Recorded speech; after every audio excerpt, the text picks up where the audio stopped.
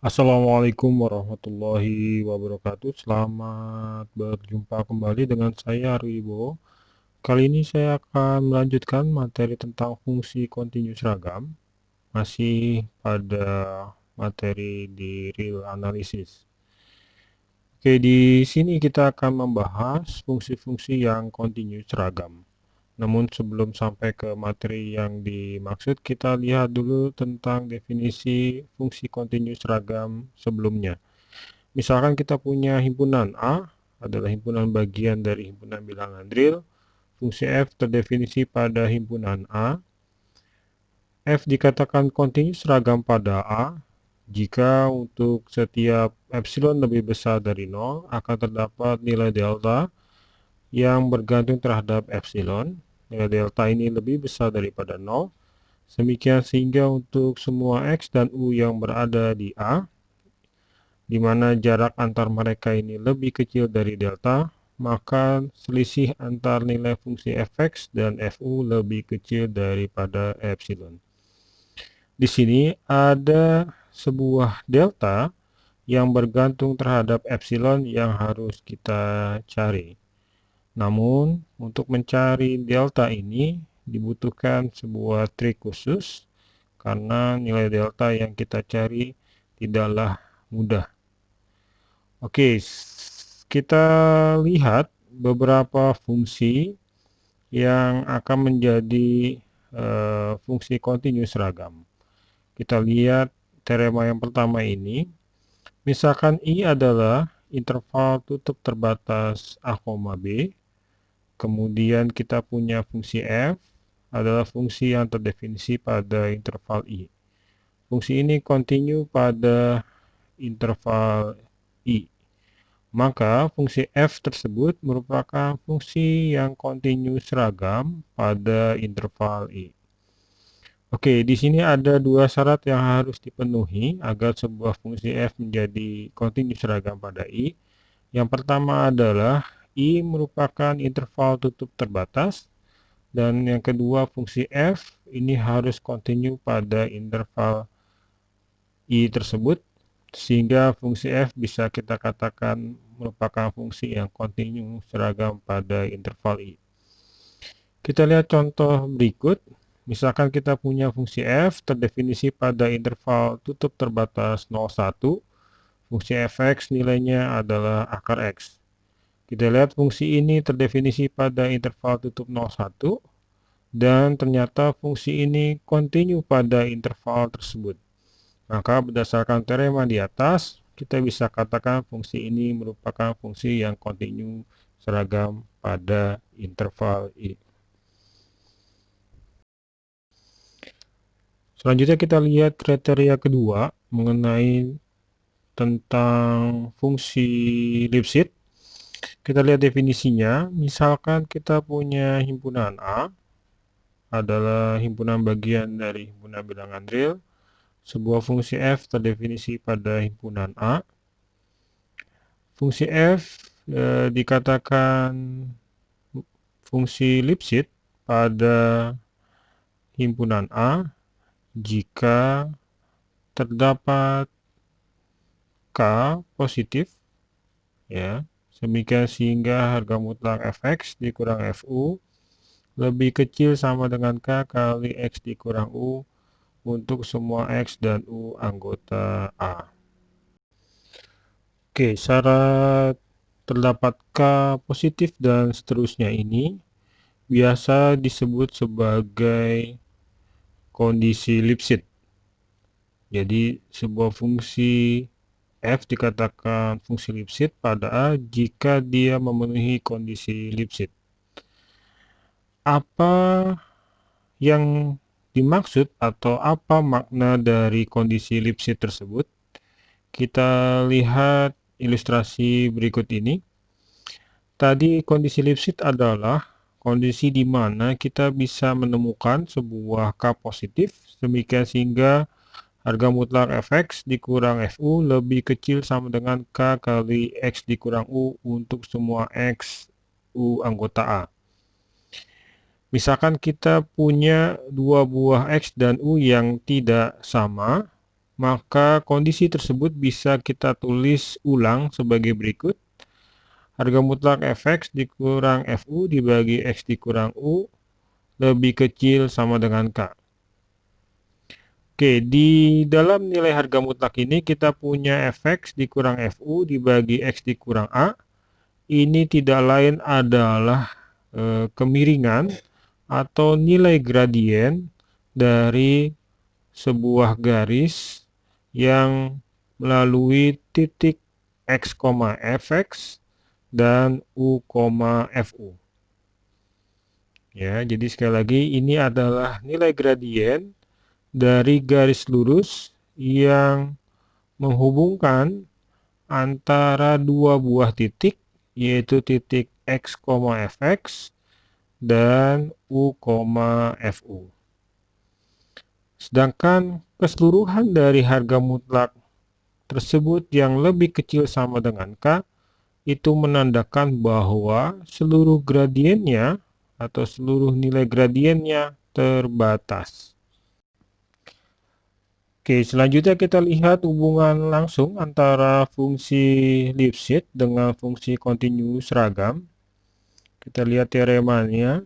Jika f adalah fungsi Lipschitz pada himpunan A, maka f merupakan fungsi kontinu seragam pada A. Jadi cukup jelas ya. Jadi terlihat bahwa jika f fungsi Lipschitz, maka dia merupakan fungsi kontinu seragam. Kita lihat buktinya. Jika f adalah fungsi Lipschitz pada A, maka menurut sifat atau kondisi Lipschitz yang kita punya, akan terdapat k positif, demikian sehingga harga mutlak fx dikurang fu lebih kecil sama dengan k kali harga mutlak x dikurang u untuk semua x, u anggota A. Misalkan diberikan epsilon lebih besar 0, kita bisa pilih delta, ini sama dengan epsilon per k, nilainya positif. Demikian sehingga untuk semua x, u anggota A, dengan harga mutlak x dikurang u lebih kecil dari delta, maka harga mutlak fx dikurang fu lebih kecil sama dengan k kali harga mutlak x dikurang u lebih kecil dari k delta yang sama dengan epsilon. Jadi terbukti bahwa f merupakan fungsi kontinu seragam. Selanjutnya kita lihat contoh berikut ini. Misalkan kita punya I adalah interval tutup 1 hingga. Fungsi f terdefinisi pada interval I tersebut dengan nilai fx sama dengan akar x. Contoh ini pernah kita bahas sebelumnya. Kita lihat harga mutlak fx dikurang fu sama dengan harga mutlak akar x dikurang akar u, kita kalikan sekawannya, akan sama dengan harga mutlak x dikurang u dibagi akar x tambah akar u. Karena x dan u anggota I, maka keduanya nilainya lebih besar sama dengan 1, sehingga akarnya juga akan lebih besar sama dengan 1, sehingga penjumlahan antara akar x dan akar u akan lebih besar sama dengan 2, sehingga seperakar x tambah akar u akan lebih kecil sama dengan setengah. Sehingga kita akan dapat pertidaksamaan lebih kecil sama dengan setengah kali harga mutlak x dikurang u. Di sini kita memperoleh nilai k sama dengan setengah positif, demikian sehingga harga mutlak fx dikurang fu lebih kecil sama dengan k kali harga mutlak x dikurang u untuk semua x dan u anggota I. Jadi terbukti bahwa f merupakan fungsi Lipschitz pada I, sehingga menurut teorema tersebut atau teorema sebelumnya jelas bahwa f merupakan fungsi kontinu seragam pada I.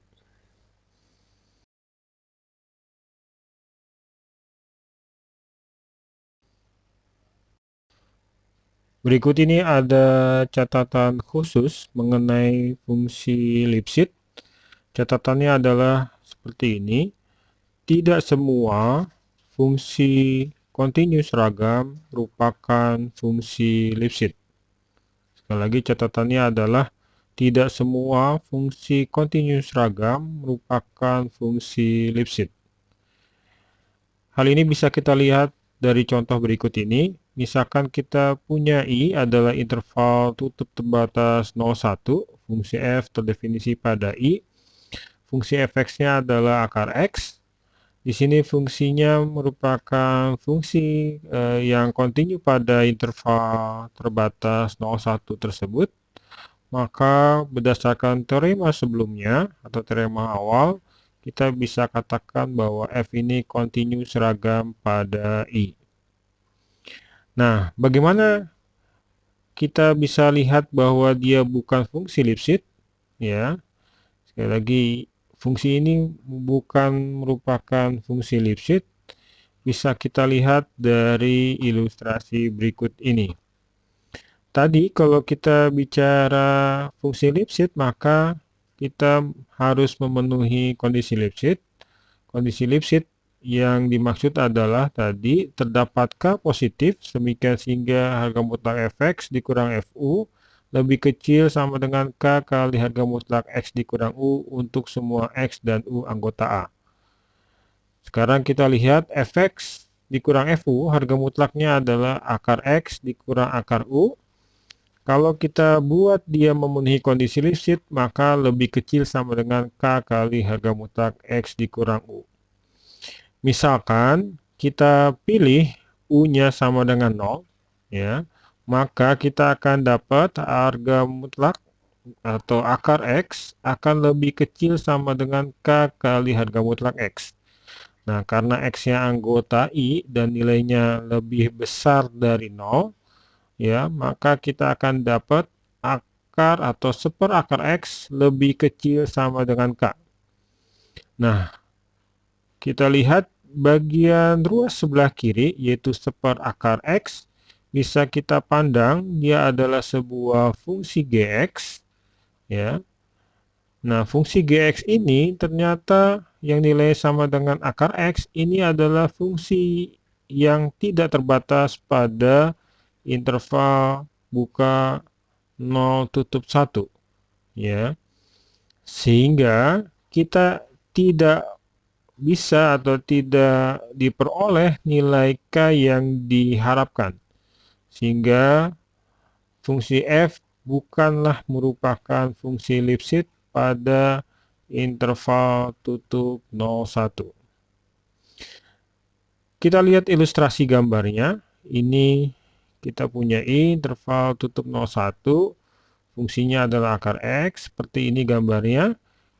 Kita lihat tadi kita ambil U-nya adalah 0, kita ambil X sembarang di antara 0 dan 1, kita tarik garisnya. Ini kita dapat garis seperti ini, kemudian X-nya kita ubah, ya, coba mendekati 0, kita akan dapat beberapa garis seperti ini. Nah, kalau kita lihat gradien dari garis-garis ini makin lama semakin membesar, ya, semakin naik, ya, sehingga terlihat bahwa gradien ini atau nilai gradiennya tak terbatas. Yang terakhir di pembahasan fungsi kontinu seragam kali ini adalah ada masalah mengenai fungsi yang kontinu pada interval buka terbatas A, B. Adakah sebuah teorema yang menjamin tentang kontinu seragam pada interval terbatas buka A, B? Sekali lagi, adakah teorema yang menjamin tentang kontinu seragam pada interval buka terbatas A, B? Kita lihat teorema berikut ini. Misalkan I adalah interval buka terbatas A, B, fungsi F terdefinisi pada interval I tersebut, ya. Fungsi F dikatakan kontinu seragam pada interval buka terbatas A, B tersebut jika dan hanya jika fungsi f bisa didefinisikan pada titik-titik ujungnya, yaitu x sama dengan A dan x sama dengan B, demikian sehingga fungsi f yang diperluas tadi menjadi fungsi kontinu pada interval tutup terbatas A, B. Kita lihat contoh berikut ini. Kita punya interval buka terbatas 0,1. Fungsi f ini adalah misalkan x. Tadi berdasarkan video awal atau video bagian pertama tentang fungsi kontinu seragam, fungsi ini kira-kira fungsi yang tidak kontinu seragam. Apakah fungsi ini bisa di-extend ya, atau diperluas pada titik ujungnya atau tidak? Kita lihat x sama dengan 1, fungsi ini bisa kita perluas di titik 1 dengan mendefine fungsi fx sama dengan 1. Sedangkan di x sama dengan 0, fungsi ini tidak dapat didefinisikan karena limit fx, x mendekati 0 dari sebelah kanan ini tidak ada.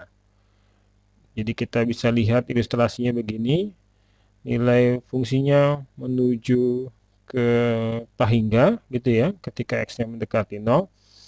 Sehingga fungsi fx sama dengan x tidak kontinu seragam pada interval buka terbatas 0,1 berdasarkan teorema yang kita bahas sebelumnya. Demikian video tentang fungsi kontinu seragam bagian kedua. Selamat berjumpa kembali di video-video berikutnya. Assalamualaikum warahmatullahi wabarakatuh.